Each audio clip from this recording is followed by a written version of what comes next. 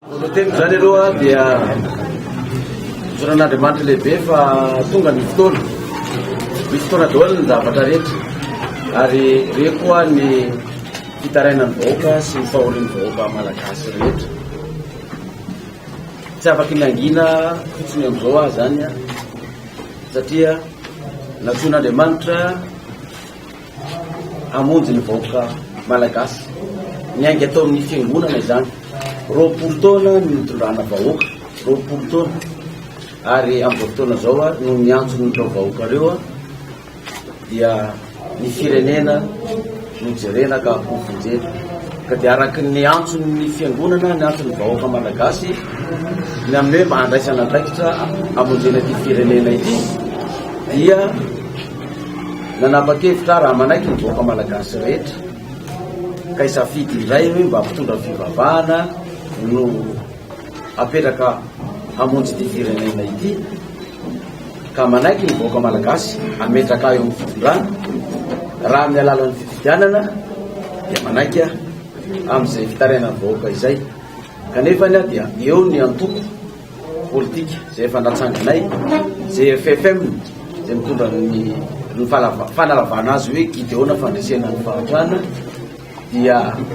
raha manaiky ny antoko politika an'izay FFM ny ametraka sy hanolotra ho kandida amin'ny fifidianana amin'ny taona ho avy,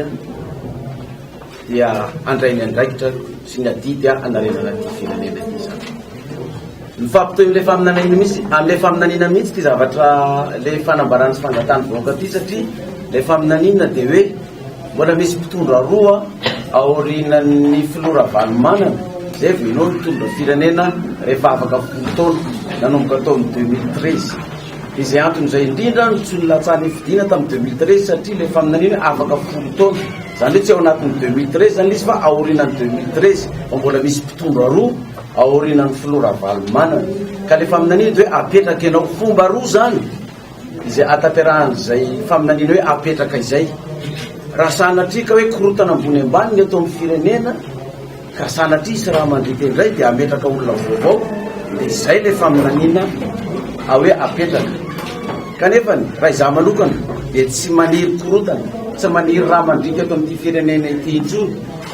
ka raha fifidianana no tsy maintsy atao, ka fifidianana indray no ametrahan'ny vahoakanao, ka manaiky ny vahoaka malagasy sy ny antoko politika izay ametraka eo amin'ny fitondrana izany, dia izay le hoe apetaka ianao zany amin'ny lafiny faharoa zany. Raha tonga amin'ny fitondrana Pasteur Maheola dia mazava ho azy fa Jehova mihitsy no efa nilazan'izany meloa tany amin'ny 20 taona lasa tany hoany. Ka raha tonga amin'ny fitondrana zany Pasteur Maheola dia zao Jehova mihitsy no miditra tsetra eto amin'ny firenentsika malagasy dia hanavitra ny malagasy amin'ny fahoriany sy ny fijaliany, tahaka an'izay nisy tamin'ny andro ny zanak'Israely hoe natsoin'Andriamanitra Gideona hamonjy ny zanak'Israely teo anoloan'ny Midianina izay nampahory sy nampahatra ny vahoakan'Andriamanitra. Dia hoy Jehova tamin'ny Gideona tamin'izay fotoana izay hoe mandehana amin'izao herinao zao fa izaho no ombanao ry lehilahy mahery. Ka rehefa Jehova zany no miaraka aminao, Jehova no anatanteraka an'izay teny nambarany, dia azo antoka fa mbola misy fanantenana mamirapiratra sy ho avy lehibe ny firenentsika malagasy ity, satria Jehova mihitsy no hitondra ny firenentsika amin'ny alalan'ny olona rehetra izay ho apetrany zany. Mazava ho azy fa dia hisokatra zany raha sitrapon'Andriamanitra tokoa ka tanteraka ny zavatra nambarany, dia Pasteur Maheola zany tsy filohan'ny fiangonana Apokalipsy intsony fa filoha firenena malagasy, dia misokatra amin'ny malagasy rehetra zay tsara tsikapo, manana programa n'asa rehetra izay no heverina fa mpandrosoana n'ity firenena ity, nefany tsy tanteraka izay fikasana izay. Dia zavony ny fampiresaka ifandray amin'ny olona rehetra, ny antoko politika rehetra, ny sendika rehetra izay manana ny fitarainana eto amin'ity firenentsika ity, ny malagasy tsara tsikapo manana programa n'asa izay heverina fa hanatsarana ity firenena ity, anaovantsika le fondation totale eto amin'ity firenena ity, dia vonona ny iara-iasa amin'ny malagasy rehetra ampandrosoana ty firenena ity zany, ka tsy akanavaka io na fiangonana rehetra io, na antoko politika io, na antoko mandala netimparazana io, zay manana fahendrena eto amin'ity firenena ity ka manana hevitra tsara entina ampandroso ny firenena dia vonina andray izay tenako akoatran'ireo programme sy projet de société zay efa nomanina efa nananana ihany koa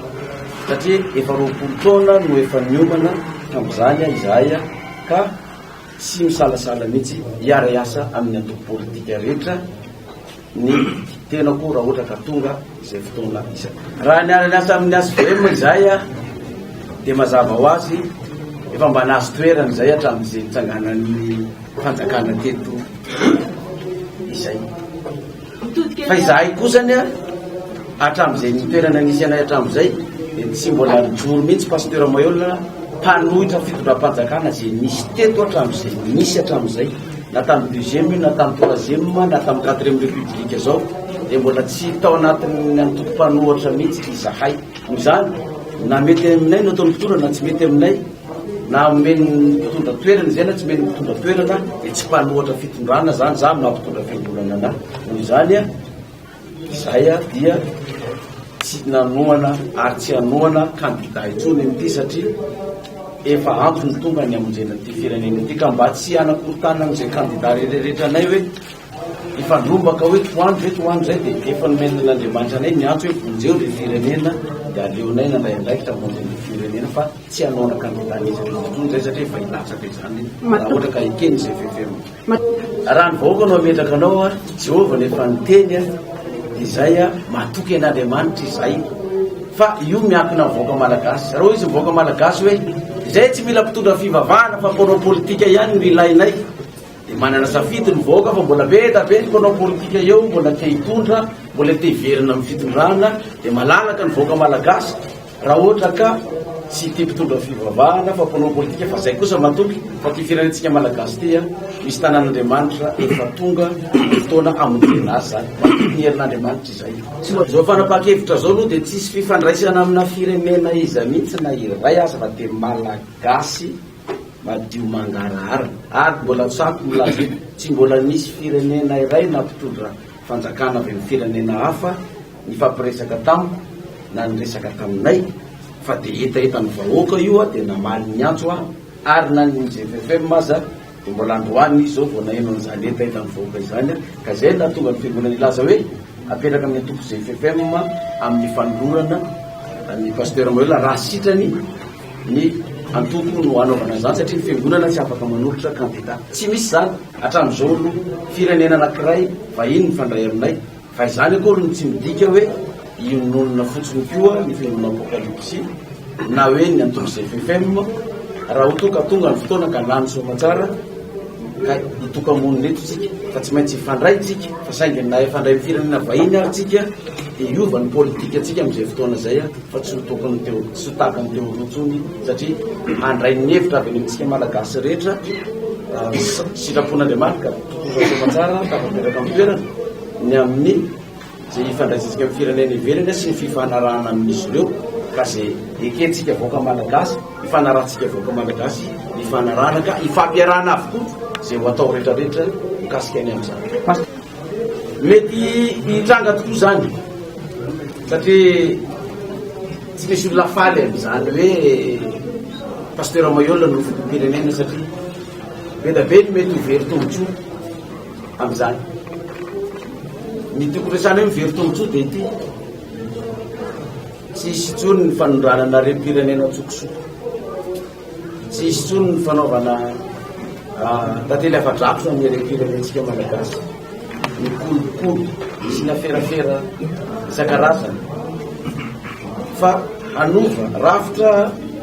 hitantanana nyty firenena ty anao refondation arak'izay faniriny vahoaka malagasy rehetra mba hialana amin'ireo krizy mivery nisataony